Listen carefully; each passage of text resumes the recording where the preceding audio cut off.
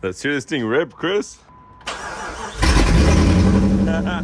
Hey guys, well, welcome back to the channel. Today we are gonna do an oil change on my Jeep and also on Chris's. Let's go. About time. Full synthetic Valvoline 5W30. What? We'll be fine, right? Yeah, we'll be fine. We'll be fine. Obviously, we're doing advanced. Advanced. We got this advanced piece of technology. And I also got a new bolt for mine because there was just a weird setup on it, so we got to change that out. And I want you guys to see something else on the oil cap on these 4.7s. From what I read online, sometimes you're gonna see this, and this is caused by a lot of idling in the engine. Happens on the Hemis as well as the 4.7. So that's what I'm hoping for. We're gonna change the oil and see what's going on. It doesn't overheat or anything, so I don't think it's a head gasket issue. And what oil filter are we using, Chris? Fram? No I Fram. got Mobile One. Chris got K&N. Wait, why did I get Mobile One and then Valvoline oil? Oh, they didn't have the Valvoline. Oh, that's true. All right, so let's go ahead and get started with that.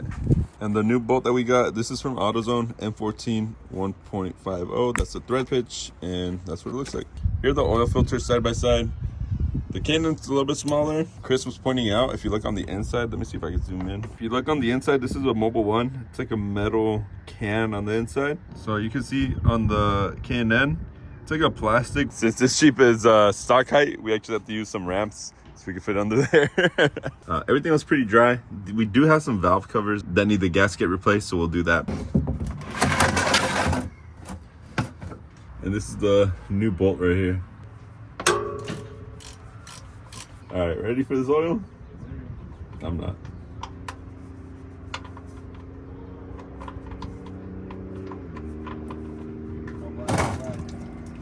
I can't see through the oil, but I don't see anything shiny in there. That's good. It's gonna be shiny right now. At least it has oil, right? Mine had oil. It blew up. Barely. I got a mess over here. So we got that new bolt in. Good to go.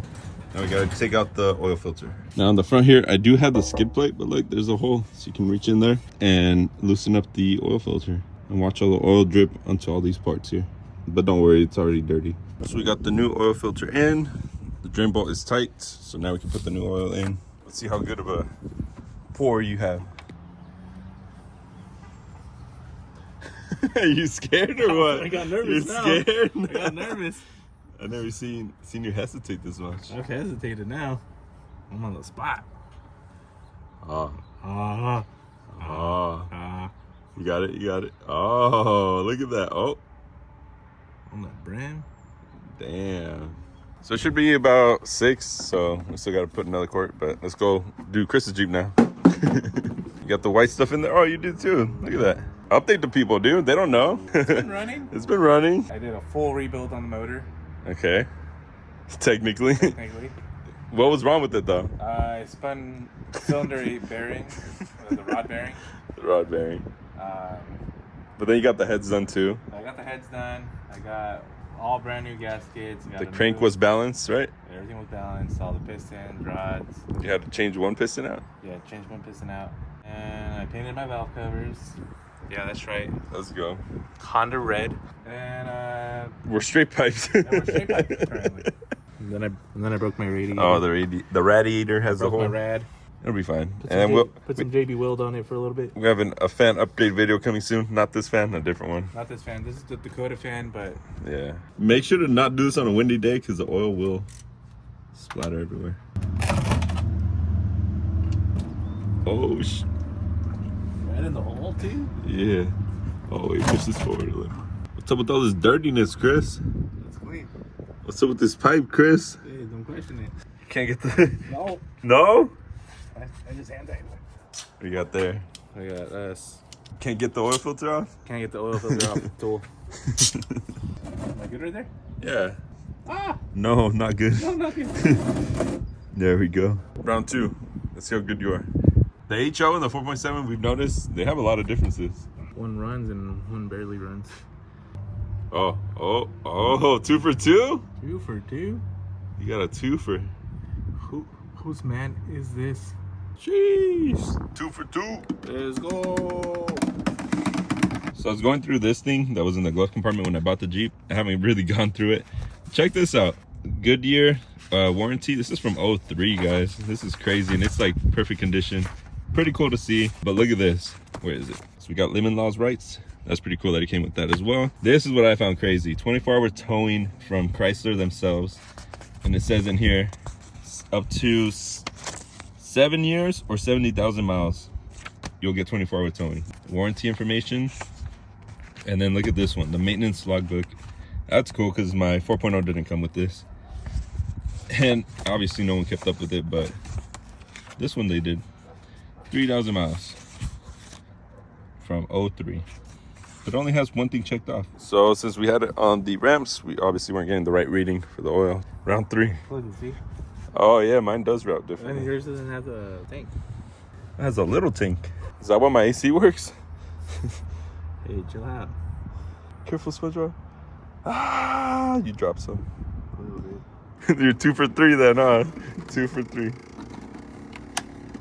guys hear that? The blend doors? Let's go. Let's hear this thing rip, Chris.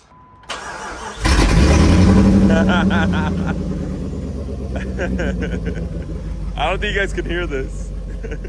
It's too loud. What's this right here? A loose bolt? Hey, What happened? Rabbit.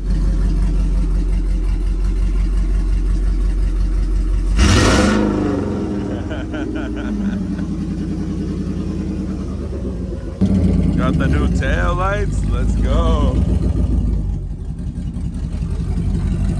Dude, I think this thing's cammed. Let me show you guys some things that Chris did to this Jeep. Open up the hood. I don't know if you guys know, but engine mounts for 4.7s are like $300. $300 to $400. $300 to $400. So we took the Martin Built's way. We actually replaced them with some polyurethane bushings. And yeah, you feel the whole Jeep shake, right? Oh yeah. Everything's shaking. It feels good. It feels good. All new gaskets, everything. Chris didn't want to paint the block or the oil pan because he wanted this shit to run. Yeah. Well, I was on a time crunch. Time crunch. We didn't make the time crunch. We didn't make it. He's trying to make it to Tierra del Sol, but it's a pain in the butt to try to align the motor with the transmission. So we're a week late, right? Or 2 weeks? A week. A week late. That's not bad. Everything's back together. Just a couple more things that... If we were going to SEMA, we would have not made it. Yeah, we would have not made it. Hey, it is what it is, right? Next year, knock on Jeep. Fresh oil, got new filter on here. New coil packs, new spark plugs, everything new pretty much. You guys want this? I'll sign it. Bro, but you were still driving it with the spun bearing. Just down the street though. Yeah, well. Just down the street. Like that stretch of the block. The fact that you drove it and it didn't mess anything else up in the motor though, that means it wasn't... It wasn't too bad. Too bad, yeah. It wasn't too bad. So yeah, there it is. We got the oil change on both Jeeps. It costs about $100, right? Yeah. We take, but we have extra oil, so the 4.7s like to burn oil, right, Chris? A little bit. So it's good to have a little extra. The reason you haven't put the front on is because you're gonna change the radiator soon, anyways, right? Yeah. From that hole, so we haven't put that back together, but Chris should be jumping his Jeep soon. Hopefully. Anyways, guys, that'll be it for today's video. It's dope to see Chris rebuilt his engine.